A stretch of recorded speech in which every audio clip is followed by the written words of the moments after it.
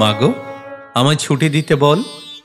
সকাল থেকে পড়ছি যে মেলা, এখন আমি তোমার ঘরে বসে করব শুধু পড়া পড়া খেলা। তুমি বলছো দুপুর এখন সবে, না হয় যেন সত্যি হলো তাই। একদিনও কি দুপুর বেলা হলে বিকেল হলো মনে করতে নাই?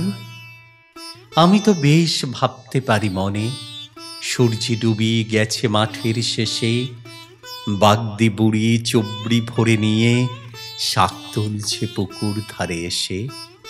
আধার হলো মাদার গাছের তলা, কালি হয়ে এলো দিঘির জল।